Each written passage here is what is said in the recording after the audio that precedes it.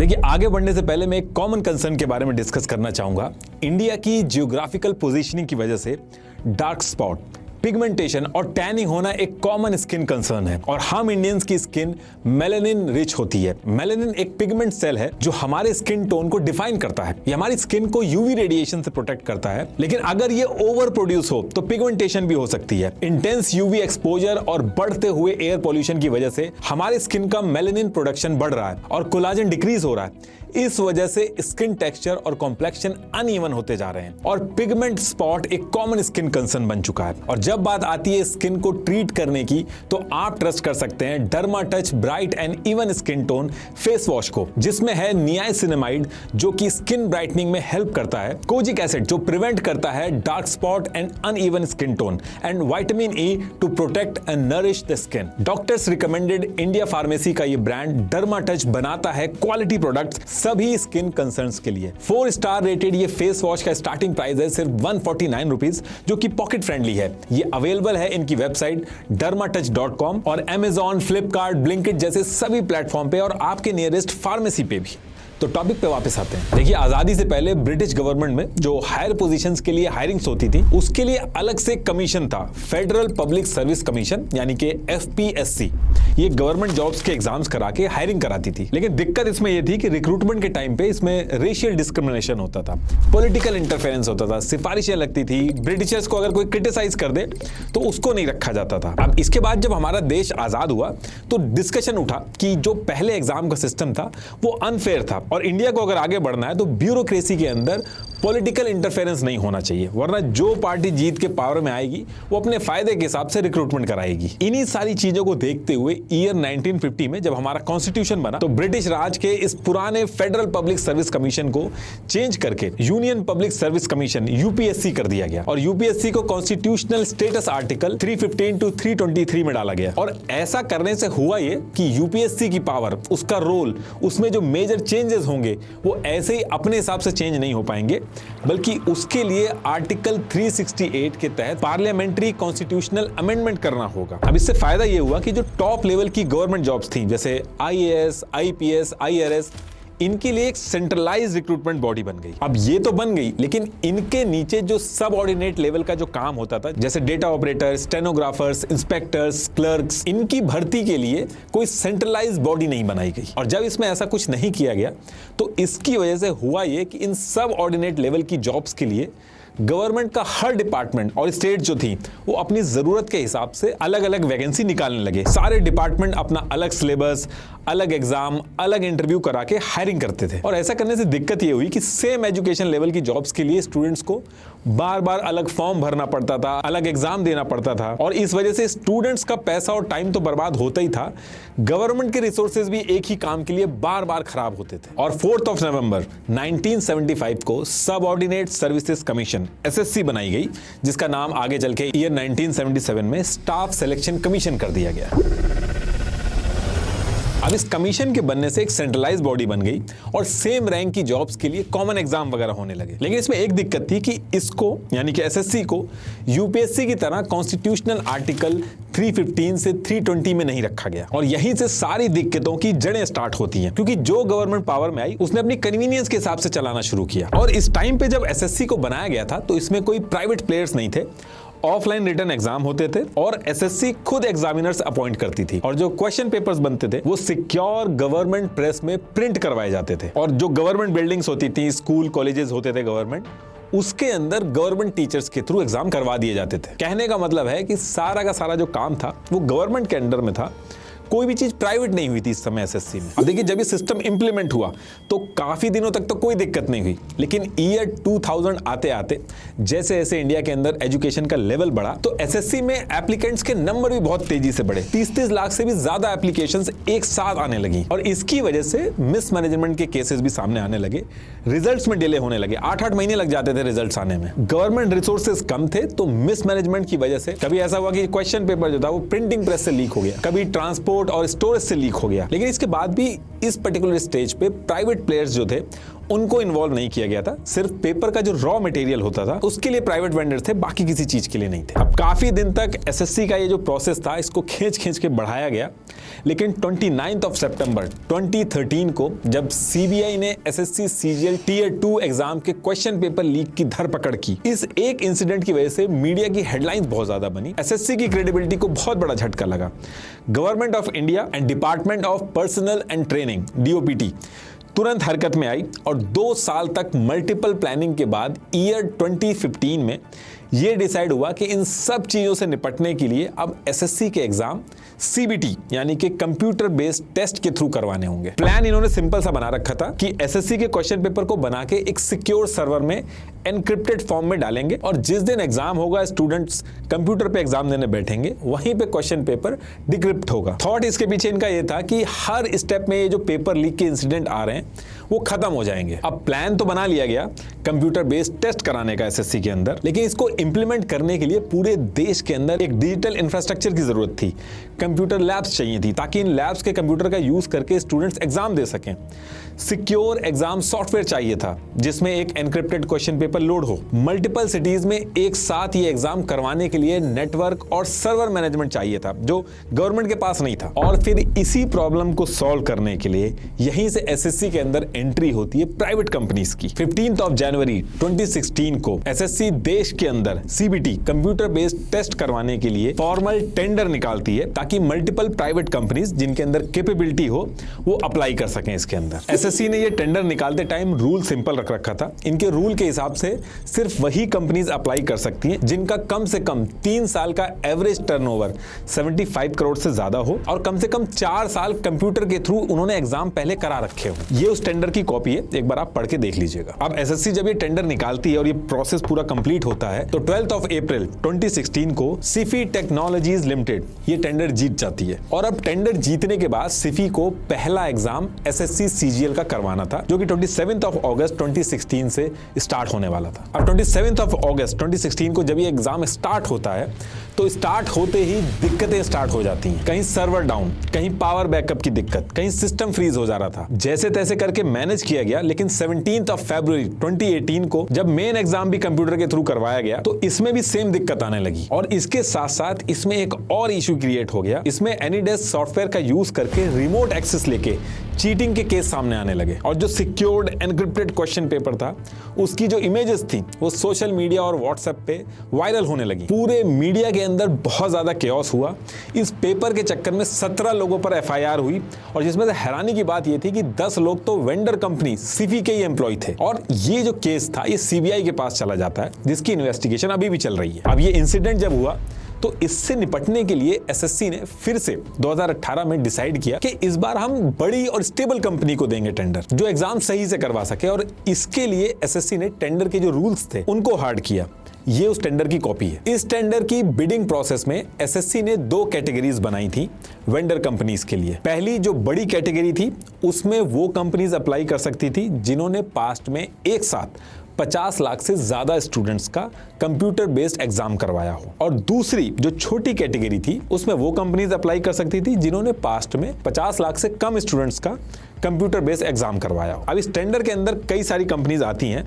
TCS Tata consultancy services ये भी apply करती है, लेकिन टीसीएस के आगे बाकी कोई कंपनी टिकती नहीं है। टीसीएस एसएससी ने ये जो दोनों कैटेगरीज बनाई थी ये दोनों कैटेगरीज को जीत जाती है। टीसीएस को इस तरीके के बड़े प्रोजेक्ट हैंडल करने का एक्सपीरियंस था। इसके पास 24/7 हेल्प डेस्क, सिक्योरिटी और क्लाउड का अच्छा इंफ्रास्ट्रक्चर था। लोकल टेस्ट सेंटर का जो नेटवर्क होता है वो बहुत स्ट्रांग था। तो ये टेंडर जीत के 2018 में टीसीएस अपना एसएससी का एग्जाम करवाना शुरू कर देती है और छोटी मोटी दिक्कतों के साथ आराम से अपना एसएससी का जो एग्जाम है वो होता रहता है। कोई मेजर बड़ी दिक्कत नहीं आती है। तो कहने का मतलब है कि 2018 में जो एसएससी ने रूल चेंज करके ये जो नया टेंडर ये लेके आई थी जिसमें टीसीएस को मिला ये टेंडर, यहां से एसएससी की मेजर जो प्रॉब्लम थी वो सॉल्व हो गई थी। अब देखिए टीसीएस इधर अपना एसएससी का एग्जाम कॉन्टिन्यूअसली करवा रही थी 2018 से, और वहीं दूसरी तरफ एंट्री होती है एडिक्विटी करियर टेक्नोलॉजीज प्राइवेट लिमिटेड की।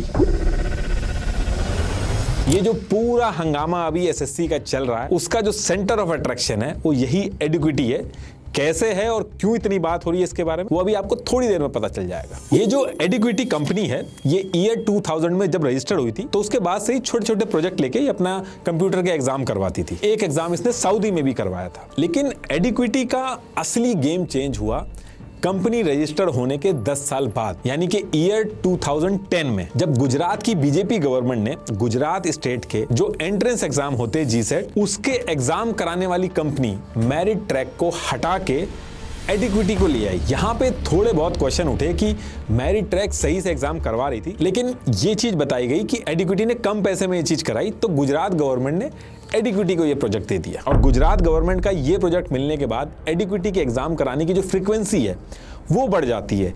कई सारे नेशनल लेवल पे भी कंप्यूटर बेस्ड टेस्ट करवाए एडिक्विटी ने इस टाइम पे। बिट्स पिलानी, HAL, इन सब में एग्जाम कराने शुरू कर दिए इस इंसिडेंट के बाद। अब देखिए, एक तरफ TCS अपना SSC का टेंडर जीत के SSC के एग्जाम करवा रही थी, दूसरी तरफ एडिक्विटी धीरे धीरे करके आगे बढ़ रही थी। और ईयर 2014 में जब गवर्नमेंट चेंज हुई तो डिजिटल इंडिया का जो कॉन्सेप्ट था उसके अंडर में डिजिटल एग्जाम कराने की जो कवायद थी वो भी बहुत तेज हो गई थी। तो कंप्यूटर बेस्ड एग्जाम कराने वाली जो कंपनियां थी वो बहुत तेजी से बढ़ रही थी। अब इसके बाद ईयर स्टार्ट होता है 2020, और इस ईयर में directorate general of training DGT, ये इंडिया के अंदर गवर्नमेंट के जो स्किल डेवलपमेंट वाले एग्जाम्स होते हैं वो करवाती है, और इसके एग्जाम को भी कंप्यूटर बेस्ड कर दिया था। तो DGT इसके लिए 2020 में टेंडर निकालती है, और TCS जो ऑलरेडी 2018 में टेंडर जीत के SSC के एग्जाम संभाल रही थी, और दूसरी तरफ एडिक्विटी छोटे छोटे एग्जाम करवा के आगे बढ़ रही थी।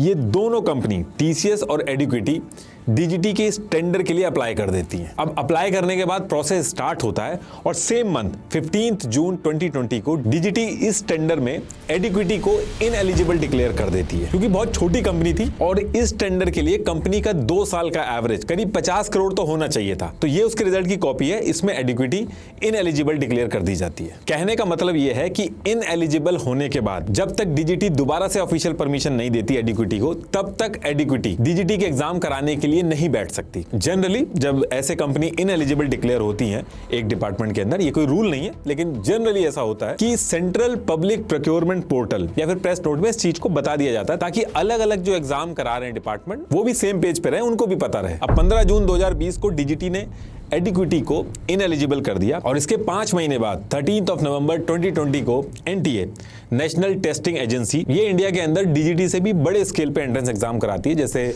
JEE मेन, नीट, CMAT, ये सारे एग्जाम करवाती है। NTA ने भी इस दिन अपने एग्जाम करवाने के लिए टेंडर निकाला, ये उसकी कॉपी है। अब जब ये टेंडर निकलता है तो एडिक्विटी जो DGT से ऑलरेडी इनएलिजिबल हो चुकी थी, वो 7 दिसंबर 2020 को NTA के इस टेंडर में अप्लाई कर देती है। अब NTA का ये जो टेंडर निकला था, इसमें TCS जैसे बड़े बड़े जाइंट भी थे, उन्होंने भी अप्लाई कर रखा था। तो इसमें आप कहोगे कि एडिक्विटी जो ऑलरेडी एक स्मॉल स्केल एग्जाम करवाने वाली DGT के टेंडर में इनएलिजिबल हो गई, तो वो इतने बड़े स्केल के NTA के टेंडर में क्या ही कर पाएगी। तो देखिए, ये इतना सिंपल नहीं है। अभी ये एडिक्विटी आगे चल के बहुत बड़ी बड़ी चीजें करेगी, बस थोड़ा सा वेट करिएगा। तो देखिए, NTA ने ये जो टेंडर निकाला था, ये उस टेंडर की कॉपी है। इसमें 2 राउंड होने थे, टेक्निकल और फाइनेंशियल। अब जब कंपनीज का असेसमेंट स्टार्ट होता है इस टेंडर के लिए, तो एडिक्विटी के टेक्निकल पैरामीटर लो थे, तो ये मिनिमम रिक्वायरमेंट का जो क्राइटेरिया था वो पूरा नहीं कर पाई थी। तो NTA ने इस टेंडर के पहले ही राउंड में एडिक्विटी को रिजेक्ट कर दिया। ये उस दिन की टेक्निकल स्कोरिंग की कॉपी है, और ये उस दिन के रिजल्ट की कॉपी है। अब जब एडिक्विटी बाहर हो गई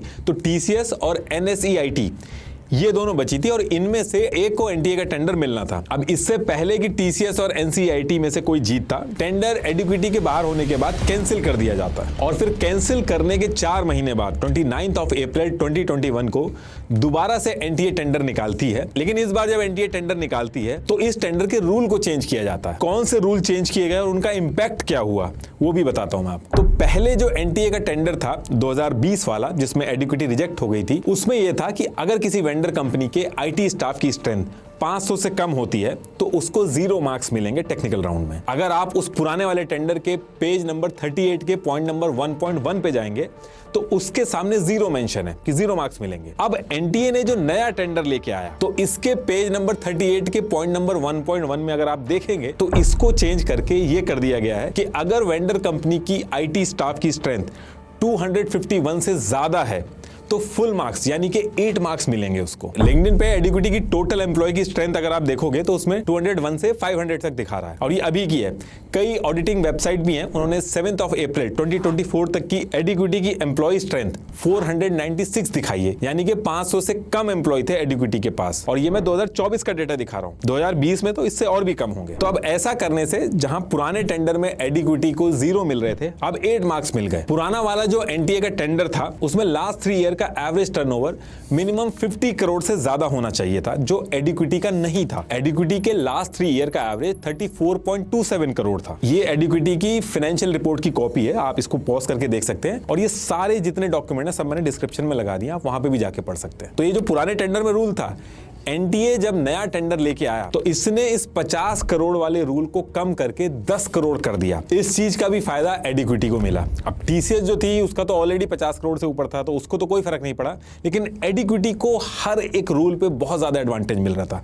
पेज नंबर 38 के पॉइंट नंबर 3.1 पे ये चीज आपको मिल जाएगी। एनटीए के पहले वाले टेंडर में रूल था कि जो वेंडर कंपनी अप्लाई कर रही है उसने पास्ट में सिंगल शिफ्ट में 1 लाख से ज्यादा स्टूडेंट्स का कंप्यूटर बेस्ड टेस्ट करवाया हो। तो जब नया वाला टेंडर लेके आई एनटीए तो इसको चेंज करके 35,000 कर दिया गया। इसमें भी टीसीएस ने तो ऑलरेडी पुराने वाले क्राइटेरिया ही फुलफिल कर रखा था, इसमें भी फायदा एडिक्विटी को मिला। तो देखिए इस तरीके से कई सारे रूल्स चेंज किए गए। तो जो एडिक्विटी पुराने वाले टेंडर में ऑलरेडी रिजेक्ट हो चुकी थी पहले राउंड में, वो दोबारा से इस नए वाले टेंडर में अप्लाई करती है। एडिक्विटी और टीसीएस जितनी कंपनी थी इनका असेसमेंट स्टार्ट होता है, और 5 महीने बाद 23 नवंबर 2021 को एनटीए के इस नए टेंडर का रिजल्ट आता है। ये उस रिजल्ट की कॉपी है, एक बार पॉज करके आप देखिएगा इसको। तो जो एडिक्विटी एनटीए के सेम एग्जाम के टेंडर के लिए जो पहले आया था उसमें पहले ही राउंड में बाहर हो गई थी, वो रूल चेंज होने के बाद टेक्निकल राउंड क्लियर कर लेती है, और फिर फाइनेंशियल राउंड में भी टीसीएस से कम बिड करके फाइनेंशियल राउंड भी जीत लेती है। कहने का मतलब ये है कि पुराने वाले टेंडर को कैंसिल करके रूल चेंज करके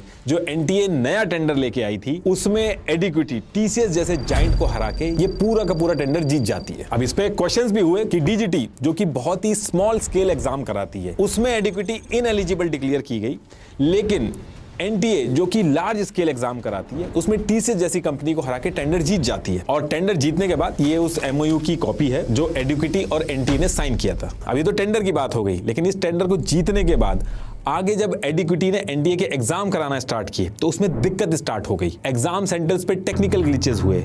चौकसी कॉलेज बिलासपुर में जो था उसके एग्जाम सेंटर में तो 50% क्वेश्चन जो थे वो लोड ही नहीं हो पा रहे थे। रांची के कॉलेज में सर्वर डाउन की वजह से सेकंड शिफ्ट पूरा का पूरा कैंसिल करना पड़ गया।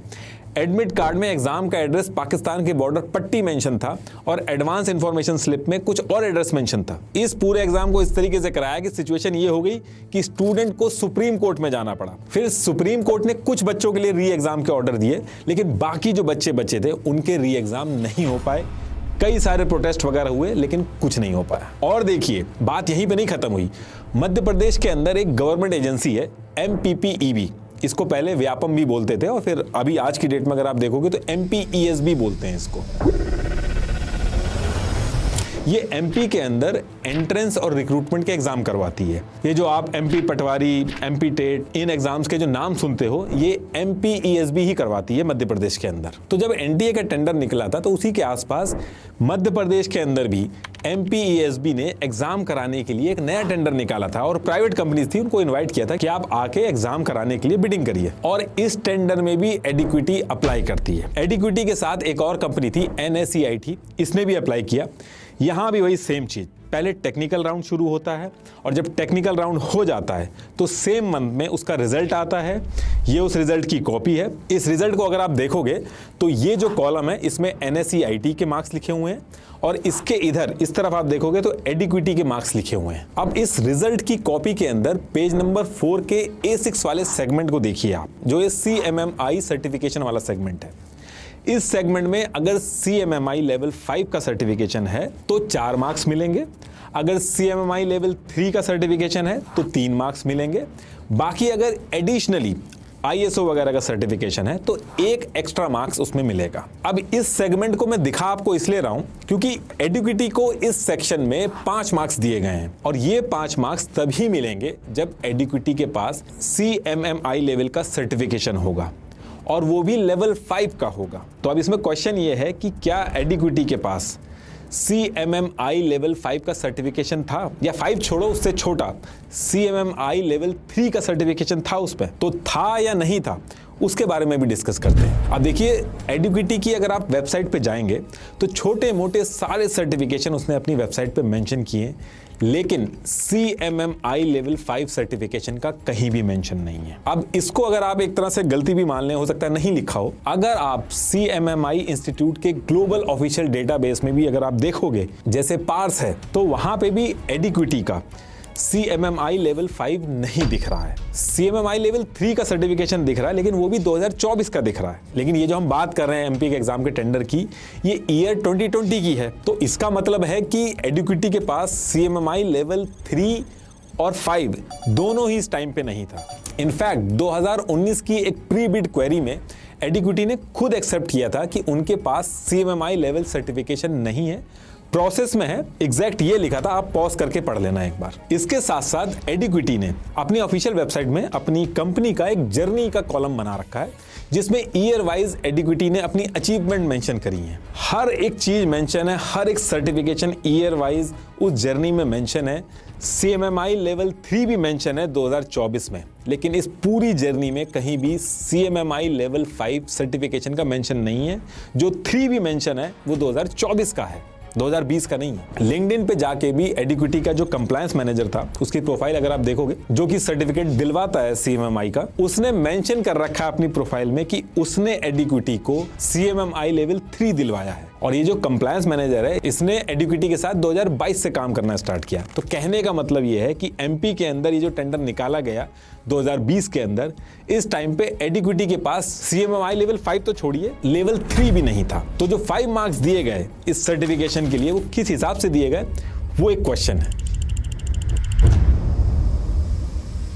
तो देखिए, MP का ये जो टेंडर निकाला गया था, इसकी जब सारी कैलकुलेशन हुई और जो फाइनल रिजल्ट आया, उसमें NCERT को 97 मिले, एडुकेटी को 83 मिले, और फाइनेंशियल राउंड वगैरह सब होने के बाद सितंबर 2020 को जब रिजल्ट आता है, तो एडुकेटी हार जाती है और NSEIT जीत जाता है। और ये जो टेंडर NSEIT जीता था, 16 दिसंबर 2021 को कैंसिल कर दिया जाता है, और फिर एक साल तक कोई एग्जाम के लिए टेंडर नहीं निकाला जाता है। और फिर 2022 में दोबारा से टेंडर निकाला जाता है, और फिर से असेसमेंट होता है और एडुकेटी जीत जाती है। तो क्या टेक्निकल स्कोरिंग हुई, क्या फाइनेंशियल बिड में क्या प्रोसेस हुआ, ये सारी चीजें वेबसाइट से मिसिंग है। लेकिन एडुकेटी MP के अंदर भी इस टेंडर को जीत जाता है, और इस टेंडर को जीतने के बाद MP के अंदर एडुकेटी को ये जो MP टेट, MP पटवारी, इसके जो एग्जाम होते हैं, ये करवाने थे। और फिर 5 मार्च 2022 की डेट आती है, और इस दिन एडुकेटी को MP टेट के एग्जाम करवाने थे। और जैसे एग्जाम होते हैं, फिर से कंट्रोवर्सी स्टार्ट हो जाती है, क्योंकि एडुकेटी ने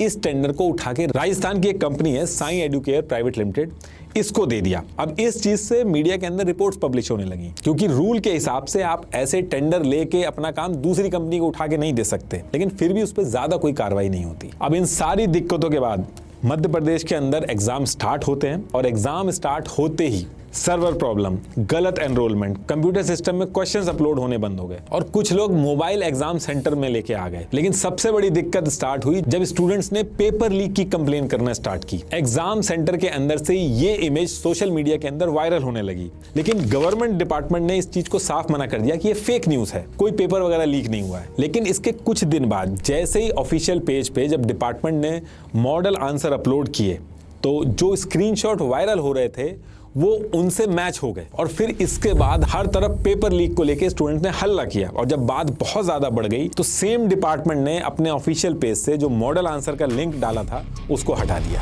Across the country, thousands of SSC aspirants are protesting today, demanding fair exams and objecting to exam centers set at extremely far locations, causing hardship. इसको लेके भी स्टूडेंट्स, पेरेंट्स, टीचर्स ने बहुत सारे प्रोटेस्ट किए, लेकिन कुछ नहीं हुआ। उल्टा अगले साल ईयर 2023 में MP पटवारी के एग्जाम होने थे, उसका काम भी एडुकेटी के पास ही रहा। और जब MP पटवारी का भी एग्जाम करवाया गया, इसमें भी सेम वही टेक्निकल प्रॉब्लम एग्जाम सेंटर पे स्टार्ट हो गई। स्टूडेंट्स ने बैक टू बैक कंप्लेन करना स्टार्ट किया कि एग्जाम सेंटर से अनऑथराइज्ड कंप्यूटर से एक्सेस करवा के चीटिंग हो रही है।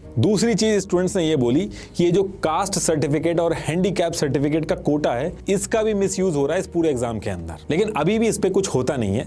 दिक्कत असली स्टार्ट होती है जब रिजल्ट आता है, क्योंकि जब रिजल्ट आया तो ग्वालियर के अंदर जो एनआरआई कॉलेज है, अकेले उसी कॉलेज से 114 स्टूडेंट सेलेक्ट हो गए और जो टॉप 10 स्टूडेंट्स थे, उन टॉप 10 में से 7 बच्चे सेम इसी एनआरआई कॉलेज से थे और उनके रोल नंबर भी सेम रेंज में थे। और मीडिया वालों ने भी क्या किया, जिन बच्चों ने टॉप किया था उनसे उन्हीं के सिलेबस से रिलेटेड क्वेश्चन पूछे तो वो बेसिक क्वेश्चन का भी आंसर नहीं दे पाए। और इस रिजल्ट के आने के बाद एनआरआई कॉलेज का नाम बहुत ज्यादा उछलने लगा।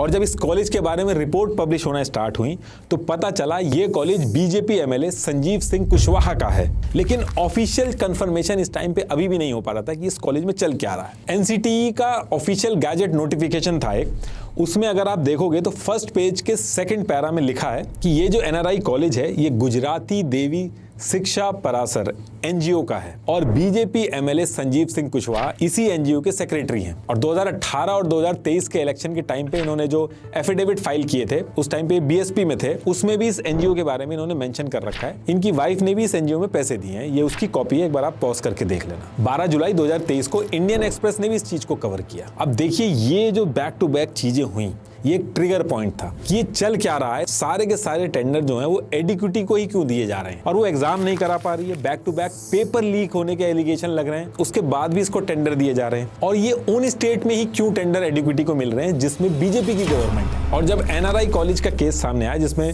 बीजेपी का एमएलए था, तो ये चीज और ज्यादा वायरल होने लगी। तो इसको लेके और ज्यादा हल्ला होने लगा कि एडिक्विटी जो 2010 में भी बहुत छोटी सी थी, तब भी गुजरात की बीजेपी गवर्नमेंट ने ही इसको मौका दिया था।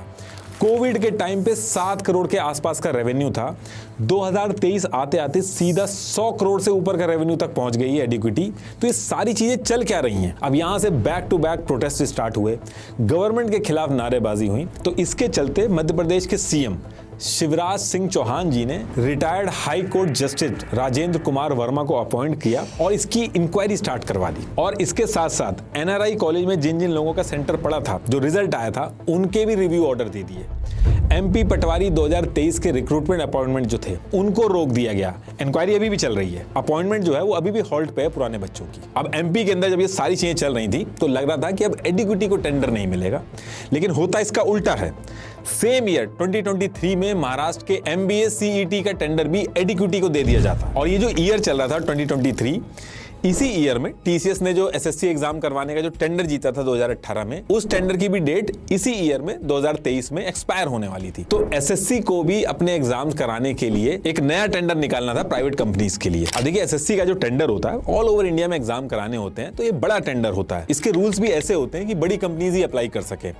2018 में जो एसएससी का टेंडर निकला था, ये उसकी कॉपी है। एसएससी के इन रूल्स के हिसाब से एडिक्विटी इस टेंडर में एलिजिबल ही नहीं थी। वैसे भी अगर आप देखोगे तो एडिक्विटी ने इससे पहले 100 करोड़ तक के भी टेंडर नहीं करवाए थे। तो एसएससी का ये जो नया टेंडर था, ये 250 करोड़ से ऊपर था। तो प्रैक्टिकली टीसीएस को हरा के एडिक्विटी का जीतना पॉसिबल नहीं लग रहा था। कहने का मतलब ये है कि एसएससी के पुराने रूल्स जो थे, अगर वही रहते तो एडिक्विटी एलिजिबल नहीं हो पाता। लेकिन इसके बाद 2 नवंबर 2023 की डेट आती है और इस डेट को क्या होता है कि एसएससी नया टेंडर निकालती है। अब निकालती तो है, लेकिन इसके रूल्स चेंज कर देती है। और जब ये रूल्स चेंज होकर टेंडर निकाला, तो जो एडिक्विटी पुराने टेंडर के रूल्स के हिसाब से एलिजिबल नहीं थी, अब इस नए टेंडर के रूल्स के हिसाब से एलिजिबल हो गई। और ये चीज हुई कैसे, वो भी समझाता हूं आपको। देखिए, पुराना जो टेंडर था एसएससी का, उसके रूल के हिसाब से एसएससी ने 2 कैटेगरीज बनाई थी।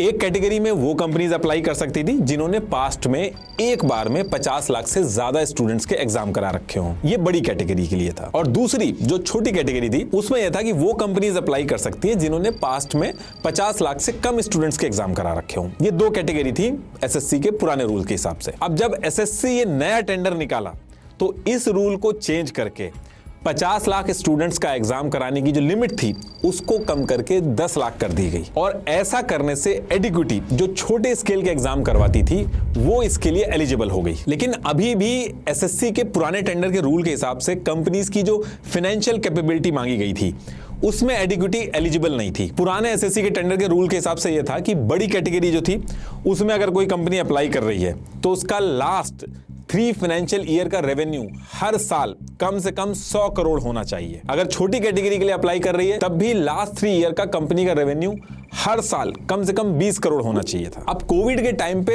एडिक्विटी का रेवेन्यू 7 करोड़ के करीब था, उसके अगले साल 59 करोड़ हुआ और फिर उसके अगले साल 102 करोड़ हुआ।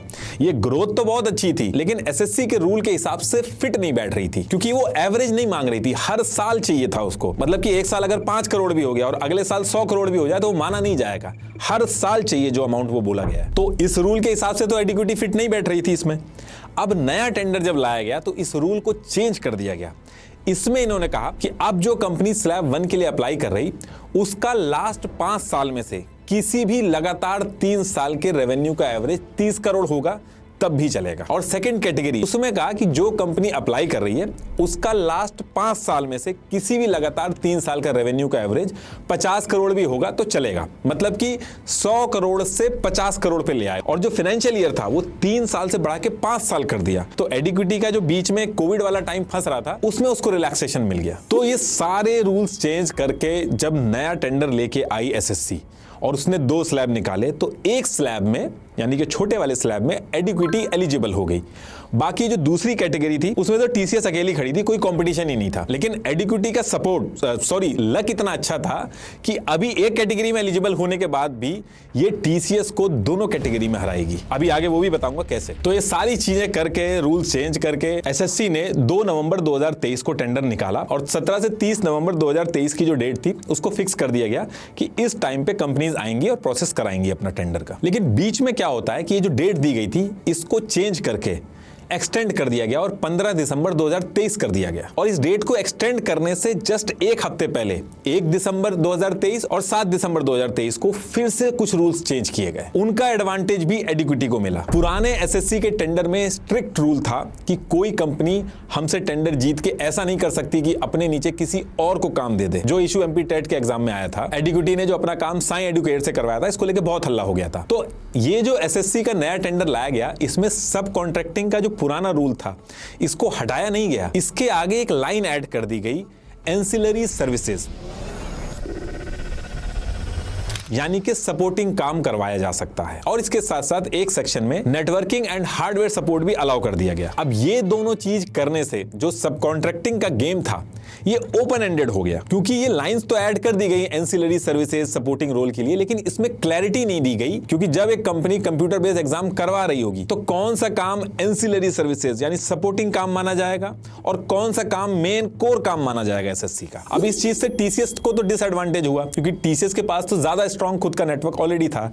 लेकिन जो स्मॉल स्केल कंपनीज थी उनको एडवांटेज हुआ, उनके पास जो स्ट्रॉन्ग नेटवर्क नहीं था, तो उससे उनको एक एडवांटेज मिला कि सपोर्टिंग क्लॉज के अंदर वो अपना काम किसी और को भी दे सकते हैं सपोर्टिंग का काम दिखा के। तो वो अपना सपोर्टिंग काम भी किसी और से करवा सकते हैं। अब ये कोर काम में कंसीडर होगा या सपोर्टिंग काम में कंसीडर होगा, ये आप पता लगाते रहिए। अब इसके साथ एक चीज और की गई, एसएससी के पुराने टेक्निकल स्कोरिंग जो होती थी उसमें अगर कंपनी के पास सीएमएमआई सर्टिफिकेशन डेवलपमेंट और सर्विस दोनों में अगर है तो उसके 10 नंबर मिलते थे। अब टीसीएस के पास तो दोनों सर्टिफिकेट थे, तो टीसीएस को तो हर बार 10 में से 10 मिल जाते थे, एडवांटेज होता था टीसीएस को। और स्मॉल स्केल कंपनी जो थी उनको डिसएडवांटेज होता था। इनफैक्ट एडिक्विटी की जो सीएमआई सर्टिफिकेशन की कहानी है वो मैं ऑलरेडी आपको बता ही चुका हूं कि उसको पहली चीज तो 2024 में मिला था, दूसरा सर्विस में मिला था, डेवलपमेंट में नहीं मिला था। तो कहने का मतलब यह है कि ये बहुत ही इंपॉर्टेंट पार्ट था टेंडर जीतने के लिए। अब इस रूल को चेंज कर दिया गया। पहले रूल ये था, अगर किसी कंपनी के पास सीएमएमआई सर्टिफिकेशन डेवलपमेंट और सर्विस दोनों में होगा तो उसको 10 मार्क्स मिल जाएंगे। लेकिन इस रूल को चेंज करके कहा गया कि अब अगर किसी कंपनी के पास सीएमएमआई सर्टिफिकेशन डेवलपमेंट में होगा तो उसको 5 मार्क्स मिलेंगे, यानी कि 5 मार्क्स कम कर दिए गए। और इसका डिसएडवांटेज एक तरह से टीसीएस को ही हुआ, क्योंकि टीसीएस ही अकेली कंपनी थी जिसके पास दोनों सर्टिफिकेशन थे, और बाकी जो कंपनीज थी उनके पास तो कोई सर्टिफिकेशन था ही नहीं, तो मार्क्स किस बात के कम होते। तो देखिए, ये जो दोबारा जो चेंजेस किए गए ये बिडिंग से जस्ट 1 वीक पहले किए गए। और फिर इसके बाद 15 दिसंबर 2023 की डेट आती है। इस दिन टीसीएस, एडिक्विटी, एपटेक और एडुटेस्ट ये टेंडर के लिए अप्लाई कर देते हैं। और इसके 3 दिन बाद 18 दिसंबर 2023 को इन कंपनीज को एसएससी के ऑफिस के रूम नंबर 704 में 3 बजे इनको बुला के टेक्निकल असेसमेंट स्टार्ट किया जाता है। और जब 18 दिसंबर 2023 को टेक्निकल असेसमेंट हो जाता है इन सारी कंपनीज का, तो इसके अगले 3 महीने तक वेट करने के बाद 2 मार्च 2024 को इस टेक्निकल असेसमेंट का रिजल्ट पब्लिक किया जाता है। ये उस रिजल्ट की कॉपी है। अब यहां पे एक चीज का आप ध्यान रखिएगा, ये जो रिजल्ट है ये टेक्निकल असेसमेंट का रिजल्ट है। फाइनेंशियल असेसमेंट अभी पेंडिंग है, जिसकी बिडिंग अभी होनी थी। ये जो पूरा टेक्निकल असेसमेंट हुआ था इन कंपनीज का, ये टोटल 100 मार्क्स का था, जिसमें से 70 मार्क्स कंपनी की टेक्निकल कैपेबिलिटी के थे, 20 मार्क्स सॉफ्टवेयर का डेमो देना था उसके थे, और 10 मार्क्स प्रेजेंटेशन के थे। ऐसे करके टोटल 100 मार्क्स में से स्कोरिंग होनी थी। अब ये उस रिजल्ट की कॉपी है जहां पे स्कोरिंग हुई है। अब इसको अगर आप ध्यान से देखेंगे तो एडू टेस्ट और एपटेक ये तो पहले ही राउंड में बाहर हो जाती हैं, क्योंकि बेसिक सर्टिफिकेशन वगैरह नहीं थे इनके पास। इसके बाद 20 नंबर जो सॉफ्टवेयर डेमो के लिए था, उसमें से टीसीएस को 18.22 मिले, एडिक्विटी को 16.88 मिले, और 70 मार्क्स जो टेक्निकल कैपेबिलिटी के थे उसमें भी टीसीएस आगे निकल गया। 70 में से 66 टीसीएस को मिले और एडिक्विटी को 70 में से 62 मिले। और ये वाला जो सेगमेंट था, इसकी स्कोरिंग करने के बाद एसएससी की कमेटी ने टीसीएस और एडिक्विटी के बारे में कमेंट भी किया। तो इसमें इन्होंने अलग से एक चीज लिखी हुई है कि टीसीएस का आर्किटेक्चर सबसे बेस्ट था, और एडिक्विटी के लिए लिखा है इनके सिस्टम में एन्क्रिप्शन वगैरह की जो बात की है वो तो ठीक है, लेकिन दिक्कत ये है कि इनका सिस्टम विंडोज पे चल रहा है, और विंडोज को सिक्योर करने में एग्जाम सेंटर की क्लाइंट मशीन को दिक्कत आएगी। एग्जैक्टली यही चीज आगे चल के स्टूडेंट्स ने कंप्लेन भी की कि ये दिक्कतें आ रही थी। अब इसके बाद 10 नंबर जो प्रेजेंटेशन के थे उसमें भी टीसीएस आगे था, उसको 10 में से 10 मिले, एडिक्विटी को 10 में से 9 मिले। फाइनल टेक्निकल स्कोर में टीसीएस को 100 में से 94.22 मिले और एडिक्विटी को 100 में से 87.88 मिले। तो कहने का मतलब है कि इस टेक्निकल राउंड में टीसीएस एडिक्विटी को हरा देता है। टीसीएस के 94.22 थे, एडिक्विटी के 87.88 थे, 6.34 मार्क्स का डिफरेंस था। और जो दूसरी कैटेगरी थी वो मैंने आपको पहले ही बताया था, उसमें अकेली टीसीएस थी, तो टीसीएस उसमें भी जीत गई थी। तो एसएससी के इस टेक्निकल असेसमेंट में, चाहे वो स्लैब 1 हो चाहे स्लैब 2 हो, रूल चेंज होने के बाद भी टीसीएस इस टेक्निकल असेसमेंट को जीत जाती है। अब 2 मार्च 2024 को जब ये रिजल्ट आया टेक्निकल राउंड का, टीसीएस इस राउंड को जीत के अपना फाइनेंशियल राउंड का वेट कर रही थी। नेक्स्ट मंथ जो अप्रैल का महीना था उसमें भी फाइनेंशियल राउंड नहीं होता। और ये जो अप्रैल का मंथ था 2024 वाला, इसमें एक और इंटरेस्टिंग चीज होती है। इस मंथ में एडिक्विटी को सीएमएमआई सर्टिफिकेशन इन सर्विस मिल जाता है, डेवलपमेंट का नहीं, एग्जैक्टली सर्विस का। जो एसएससी ने टेंडर में चेंज करके डेवलपमेंट को सर्विस किया था, एग्जैक्टली वही मिला। तो अब ये सारी चीजें होने के बाद फाइनेंशियल राउंड का वेट हो रहा था, टेक्निकल असेसमेंट ऑलरेडी हो ही चुका था, टीसीएस दोनों राउंड में जीत चुका था। तो जब ये वेट चल रहा था तो जुलाई 2024 में पता चलता है कि इस पूरे टेंडर को कैंसिल कर दिया गया। ये उस कैंसिलेशन की कॉपी है। अब देखिए जो सारी चीजें हो रही हैं, ये जो पैटर्न जब लोगों ने देखा तो इस पे क्वेश्चन किया। इससे पहले एनटीए का टेंडर जब एडिक्विटी हारा वो कैंसिल हुआ, फिर रूल चेंज करके दोबारा टेंडर लाया गया और फिर एडिक्विटी जीत गया उस टेंडर को। ऐसे ही ये जो एमपी टेट और एमपी पटवारी वाला टेंडर था, यही सेम चीज हुई। पहले एडिक्विटी एलिजिबल नहीं था, फिर एलिजिबल होता है, फिर एडिक्विटी हार जाता है, हारने के बाद टेंडर कैंसिल होता है, उसके बाद रूल चेंज होते हैं, टेंडर दोबारा आता है और एडिक्विटी जीत जाता है। ऐसे ही एसएससी जो है 2023 में नया टेंडर लेके आया, इसमें पहले रूल चेंज किए गए, तब जाके एडिक्विटी एलिजिबल हुआ, लेकिन इसके बाद भी एडिक्विटी टेक्निकल राउंड में हार जाता है और हारने के कुछ टाइम बाद इस टेंडर को भी कैंसिल कर दिया गया। और इसमें भी सेम वही पैटर्न फॉलो होगा। अभी आगे बताऊंगा आपको कि इसमें भी रूल चेंज होंगे अभी, और आगे चल के टीसीएस को भी हराएगा एडिक्विटी। ये होगा कैसे वो भी आपको समझाता हूं। तो देखिए जुलाई 2024 में एसएससी इस टेंडर को कैंसिल करके 28 नवंबर 2024 को दोबारा से एसएससी का सेम एग्जाम के लिए नया टेंडर निकालती है। ये उसकी कॉपी है, एक बार देख लेना आप। इन सब की कॉपी मैंने डिस्क्रिप्शन में लगा रखी है, एक बार आप डिटेल में जरूर पढ़िएगा। अब जब एसएससी के इस टेंडर को दोबारा लाया गया तो इसमें कुछ चेंजेस फिर से किए गए। अगर आपको याद हो, इससे पहले वाले टेंडर में एडिक्विटी एक स्लैब में क्वालिफाई कर पाई थी, जिसमें 5 साल का एवरेज 30 करोड़ था। एक स्लैब में क्वालिफाई कर पाई थी, दूसरे स्लैब में क्वालिफाई नहीं कर पाई थी, दूसरे स्लैब में टीसीएस अकेली थी। अब जब एसएससी इसके बाद फिर से ये जो टेंडर लेके आई तो इन्होंने इसके रूल चेंज किए। इन्होंने कहा कि अब 2 अलग से कैटेगरी नहीं होंगी, दोनों को मिला के इन्होंने एक कैटेगरी बना दी। और उसमें कहा कि लास्ट 5 फाइनेंशियल ईयर में से कोई भी रैंडम 3 साल का एवरेज टर्नओवर 30 करोड़ होगा तो कंपनी एलिजिबल हो जाएगी। अब कोई कैटेगरी 1 कैटेगरी 2 नहीं होगी। तो जो पहले एडिक्विटी सिर्फ एक कैटेगरी में क्वालिफाई कर पाई थी, अब उसका चक्कर ही खत्म हो गया था। अब जो जीतेगा इस टेंडर को वो पूरा का पूरा कैटेगरी 1 2 सब ले लेगा। इसके बाद एक चीज और चेंज की गई। पहले रूल था कि वेंडर कंपनी अगर टेंडर में अप्लाई करना है तो गवर्नमेंट एजेंसी से सर्टिफिकेशन लाना होगा कि वो कहीं से ब्लैक लिस्ट नहीं है। इस रूल को भी चेंज करके ये किया गया कि अब सर्टिफिकेशन की जरूरत नहीं है कि आप ब्लैक लिस्ट हो के नहीं। अगर वेंडर कंपनी की ऑथराइज सिग्नेटरी वो खुद से एक सेल्फ डिक्लेरेशन दे देगी तो उसको ब्लैक लिस्ट नहीं माना जाएगा। ये जो सेल्फ डिक्लेरेशन होगा इसी को हम प्रूफ मान लें। अब देखिए, पुराने टेक्निकल राउंड में एडिक्विटी और टीसीएस के टेक्निकल स्कोर में 6.34 का डिफरेंस था, लेकिन इस नए वाले टेंडर में ये जो गैप था 6.34 मार्क्स का, ये काफी हद तक खत्म हुआ। पुराने टेंडर में अगर कंपनी के पास खुद का डेटा सेंटर और डिजास्टर रिकवरी होता था तो उसके 7 मार्क्स मिलते थे, लेकिन नए वाले टेंडर में इसको 2 सेगमेंट में डिवाइड करके 10 पॉइंट्स कर दिए गए और ओनरशिप क्लॉज जो था उसको हटा दिया। मतलब कि अब अगर रेंटेड भी होगा तो चलेगा। अब टीसीएस के पास तो अपना खुद का था तो उसको पूरे नंबर मिलते थे, लेकिन जब ये चेंज हुआ तो एडिक्विटी जैसी स्मॉल स्केल कंपनीज को भी बेनिफिट हुआ। पुराने टेंडर में टीसीएस को प्रेजेंटेशन में 10 में से 10 मिले थे, एडिक्विटी पीछे था, तो इस नए टेंडर में पूरे प्रेजेंटेशन के जो पॉइंट थे उनको कम करके 5 नंबर कर दिए गए। और ये जो 1 साल से ये पूरा टेंडर होल्ड पे था एसएससी का, तो इस पूरे फाइनेंशियल ईयर में एडिक्विटी 4 में से 3 बड़े गवर्नमेंट प्रोजेक्ट मिले थे इसको।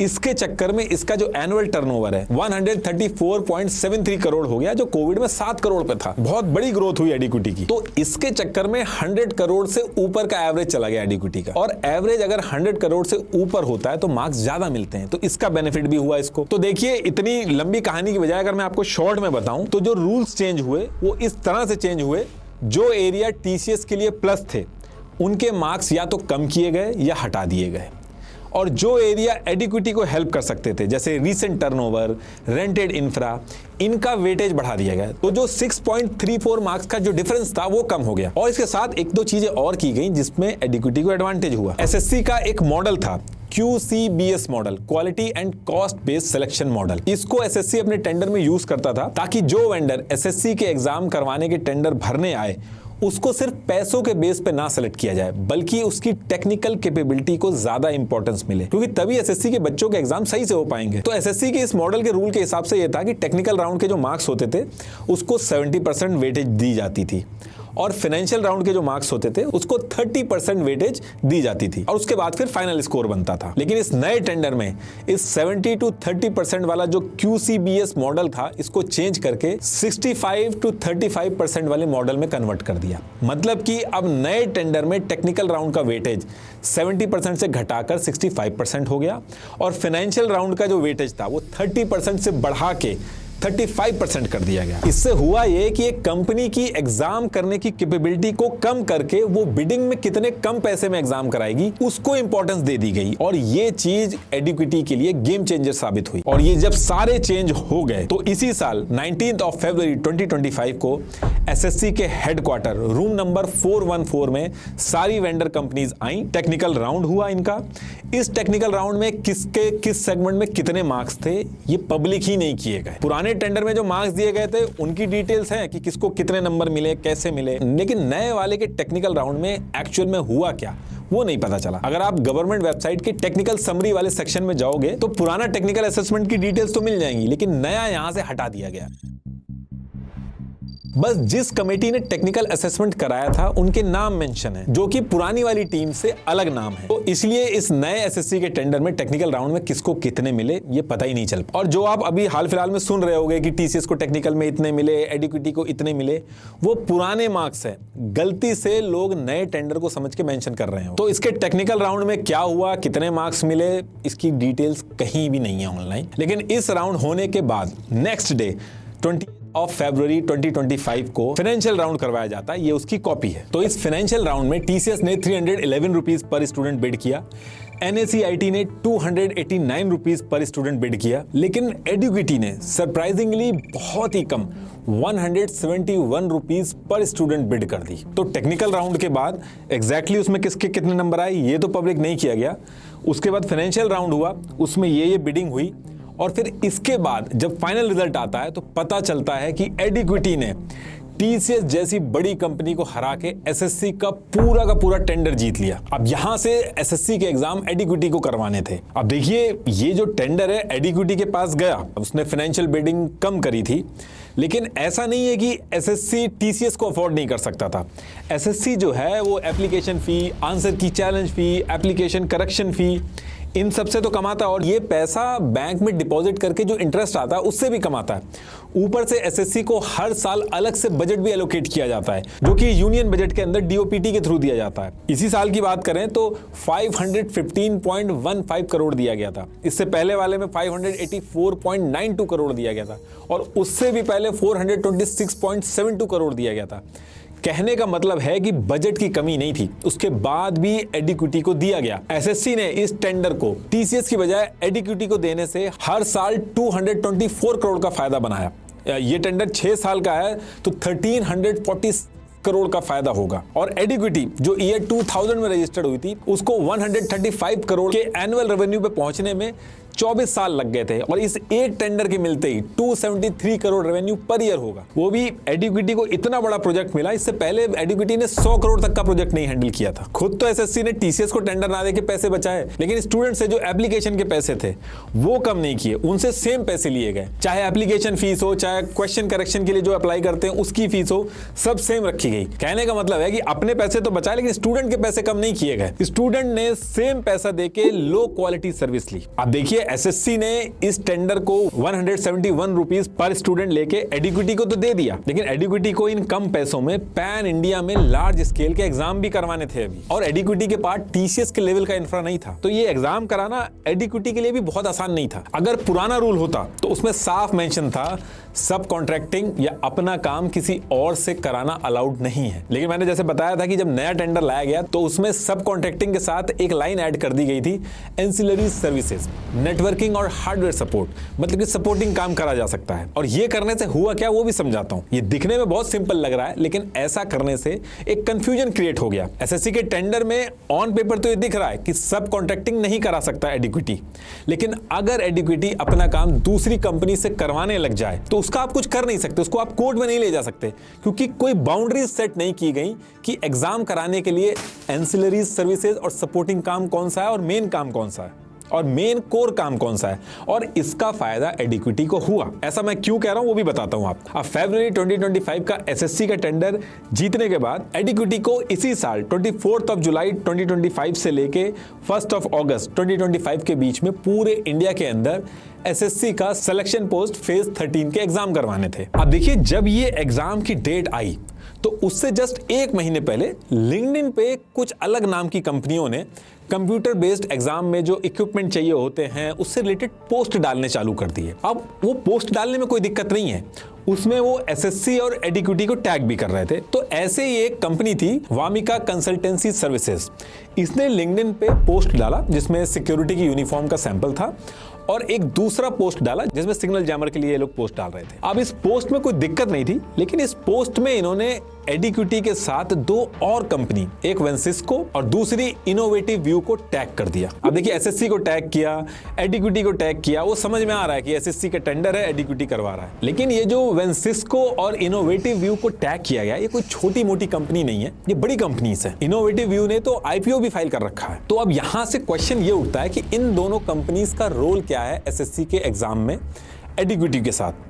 वो सपोर्टिंग काम कराने में इन्वॉल्व है, क्योंकि इतनी बड़ी कंपनी है, ऐसा कौन सा सपोर्टिंग काम करवा रहे हैं? या फिर पास्ट में जैसे साई एडुकेयर ने एडिक्विटी का पूरा काम उठा रखा था, कहीं वो सिचुएशन तो नहीं है? तो देखिए ये जो इनोवेटिव व्यू कंपनी है, इसका एक DRHP डॉक्यूमेंट ओपन सोर्स में अवेलेबल है। ये एक ऑफिशियल पब्लिक डॉक्यूमेंट होता है जो आईपीओ से पहले सेबी को सबमिट करते हैं। इस डॉक्यूमेंट में इनोवेटिव व्यू ने एडिक्विटी को अपना क्लाइंट दिखा रखा है कि ये इनको आईटी का इंफ्रास्ट्रक्चर प्रोवाइड कराता है। अब जब एक कंपनी DRHP के डॉक्यूमेंट में एडिक्विटी को अपना क्लाइंट दिखा रही है, तो यहां से एसएससी टेंडर इवैल्यूएशन कमेटी को देखना चाहिए कि एडिक्विटी की डिपेंडेंसी इनोवेटिव व्यू जैसी कंपनीज पे कितनी है। पता चले एसएससी से एडिक्विटी ने टेंडर उठाया और ग्राउंड पे अपना पूरा आईटी इंफ्रास्ट्रक्चर इनोवेटिव व्यू लगा के एग्जाम करा रही है। ये सिचुएशन भी हो सकती है। और ये सारी चीजें मैं बोल इसलिए रहा हूं, वो भी बताता हूं आपको। जब एसएससी का एग्जाम होना था, जो कि एडिक्विटी को करवाना था, उससे 7 दिन पहले एडिक्विटी को तो छोड़ो, जिसको एग्जाम कराना वो तो नहीं पोस्ट कर रहा है, उसकी बजाय 7 दिन पहले बैंगलोर के अंदर जो लोकल फेसबुक ग्रुप्स थे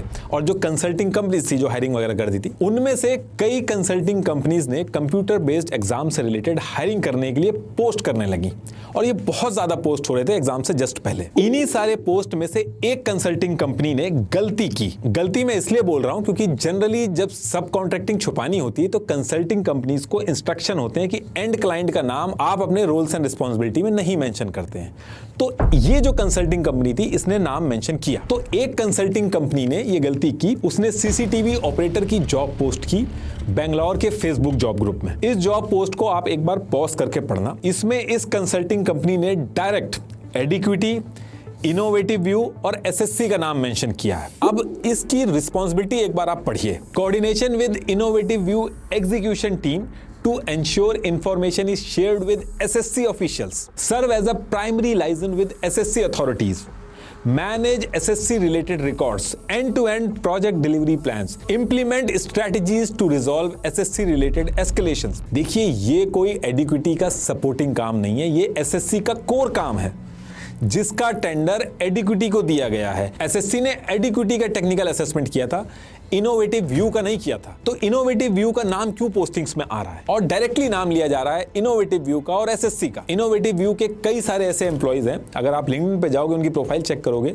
तो उन्होंने साफ लिख रखा है कि उन्होंने एसएससी के एग्जाम करवाए हैं। अब देखिए एसएससी, एडिक्विटी, वेंसिस्को, इनोवेटिव व्यू, उसके नीचे भी कहीं वामिका कंसल्टिंग, कहीं और कोई कंसल्टिंग, और इतनी लेयर जब किसी गवर्नमेंट प्रोजेक्ट में होती हैं एग्जाम्स कराने के लिए तो हर लेवल पे जो कंपनी इन्वॉल्व होती है वो अपना मार्जिन रख के काम आगे कराती है, जिसकी वजह से एग्जाम सेंटर जो एंड पॉइंट है वहां की क्वालिटी कॉम्प्रोमाइज होती है। अल्टीमेटली स्टूडेंट सफर करते हैं और यही रीजन है कि सब कॉन्ट्रैक्टिंग पुराने वाले टेंडर में एसएससी के बैन करी गई थी, लेकिन एंसिलरी सर्विसेज और सपोर्टिंग का ये जो छोटी सी लाइन थी इसको ऐड करके ये पूरा ओपन एंडेड हो गया। ऐसे ही वेंसिस्को 16 जुलाई 2025 को एसएससी के एग्जाम शुरू होने से 8 दिन पहले ग्लासडोर पे जॉब पोस्ट करी है और उसमें वो मेंशन कर रही है कि गवर्नमेंट एग्जाम कराने के लिए सेंटर इंचार्ज चाहिए। और इसकी भी अगर आप रिस्पॉन्सिबिलिटी देखोगे तो इसमें जो कोर एक्टिविटी है एग्जाम करवाने की वो मेंशन है, सपोर्टिंग मेंशन नहीं है। लेकिन इसमें आप इसको बेनिफिट ऑफ डाउट दे सकते हैं कि इसने गवर्नमेंट एग्जाम के लिए बोला है, एसएससी एडिक्विटी का नाम यहां पे मेंशन नहीं किया। लेकिन जब एग्जाम से एग्जैक्ट 7 दिन पहले सेम रिस्पॉन्सिबिलिटी लिख के एग्जैक्ट आप उसी चीज की जब जॉब पोस्ट करते हो तो फिर डाउट आता है। अब देखिए स्टूडेंट्स, पेरेंट्स, टीचर्स सब इस एग्जाम के अंदर जो ये मिसमैनेजमेंट चल रहा था इसको लेके डेली क्वेश्चंस कर रहे थे। आप अगर एसएससी के स्टूडेंट्स और टीचर से बात करेंगे तो वो सीधा कैमरे पे आके कह रहे हैं एग्जाम सेंटर के अंदर इक्विपमेंट जो थे वो 3rd ग्रेड के यूज हो रहे थे, कहीं स्टाफ ट्रेन नहीं था, कहीं कंप्यूटर लैब्स खराब थी, क्वेश्चन पेपर ही लोड नहीं हो रहे थे, सर्वर डाउन था, एकदम रिमोट एरिया में कहीं भैंस के तबेले के पास एग्जाम सेंटर था। राजस्थान के बच्चे का एग्जाम सेंटर अंडमान निकोबार में दे दिया क्योंकि अच्छे एग्जाम सेंटर इतने पैसे में एग्जाम करवाने को मना कर देते हैं। तो इंडिया की ज्योग्राफी में कहीं भी जहां सस्ते में मिले वहां पे एग्जाम सेंटर दे दो। बाकी एडमिट कार्ड के अंदर आप देखोगे लोकेशन कोई और, एक्चुअल एग्जाम जहां होना है वो कहीं और। ऐसी कंप्लेन से भरा पड़ा है पूरा यूट्यूब। ऐसी 55,000 कंप्लेन्स हुई हैं। देखिए एसएससी के एग्जाम कराने में और होने में क्या क्या दिक्कतें आई हैं वो स्टूडेंट, टीचर्स और पेरेंट्स ने ऑलरेडी इतनी उठाई है कि आपको ऑलरेडी पता होगा। आप YouTube पे एक सर्च मारेंगे पता चल जाएगा, तो उसको मैं रिपीट नहीं करूंगा। इस वीडियो को बनाने का जो पर्पस था मेरा वो ये था कि जो स्टूडेंट्स इतने दिन से कहना चाह रहे हैं, समझाना चाह रहे हैं, वो मैं आपको बता पाऊं। और उसके साथ साथ एक चीज और आपको समझनी होगी कि ये एसएससी एग्जाम ग्रुप बी और ग्रुप सी कैटेगरी के लिए होते हैं। इसमें देश के मजदूर, किसान, गरीब फैमिली के बच्चे भी बैठते हैं। उनके पास इस एग्जाम के अलावा दूसरा कोई ऑप्शन नहीं है अपने परिवार को गरीबी से निकालने का। ये सुनने में बड़ा ही आसान लगता है, यूपी का स्टूडेंट अगर दूर भी हो गया तो क्या हो गया। देखिए इन एग्जाम में ऐसे बच्चे भी बैठते हैं जिनके पास चप्पलें तक नहीं है। आप जब दूर ले जाके पूरे दिन लेट करके एग्जाम करवाते हो तो वो अमीर का बच्चा नहीं है कि 500 का नोट निकालेगा और बर्गर खरीद के खा लेगा। वो 10 रुपए भी नहीं निकालेगा, पूरे दिन भूखा घूमेगा। एग्जाम के अंदर आपने खुद गलत क्वेश्चन वहां पे डाल दिया है, आपकी गलती है। स्टूडेंट अगर उस गलती को चैलेंज कर रहा है तो आप उससे पैसे ले रहे हैं। चलिए आप ले भी रहे हैं और जब वो सही साबित हो रहा है तो उसके पैसे वापस नहीं कर रहे हैं आप। एग्जाम सेंटर्स में बैग रखने तक की जगह नहीं है। स्टूडेंट इतनी दूर एग्जाम देने जा रहा है तो वो बैग लेके आया, उसको बैग तक रखने की सहूलियत नहीं है। एग्जाम सेंटर के अंदर वो बैग ले जा नहीं सकता और बाहर रखेगा तो चोरी होने का डर है। इस मजबूरी का फायदा उठा के एक बिजनेस मॉडल लोकल लोगों ने बना लिया जिसमें बैग रखने के 30-40 रुपए ले रहे हैं। कितनी लड़कियां ऐसी हैं जो रात को एग्जाम दे के निकली हैं, जिसकी वजह से सिक्योरिटी का कंसर्न हो सकता है। और ये सारी दिक्कतें जब वो बताने के लिए दिल्ली में परमिशन लेके प्रोटेस्ट करने पहुंचे तो उनको डंडों से पिटवाया गया। जिस तरीके से सोसाइटी में डिस्क्रिमिनेशन होता है अमीर और गरीब का, वो डिस्क्रिमिनेशन अब एग्जाम में भी कर दिया गया है। अगर मुझे इतने सारे ईमेल किए हैं गरीब स्टूडेंट्स ने, उन्होंने अपनी कहानी मेंशन करी है, तो आई एम श्योर एग्जाम के बाद उन्होंने गवर्नमेंट ऑफिशियल्स को भी जरूर किए होंगे। तो आई होप एटलीस्ट इस पे गवर्नमेंट कुछ ना कुछ कदम उठाए और ये जो बच्चे हैं ये एग्जाम सही से दे पाए। लास्ट में एक बार फिर से आपको बता दूं, डर्माटच bright and even skin tone face wash को जरूर ट्राई करिएगा। लिंक डिस्क्रिप्शन में दे दिया। Thank you.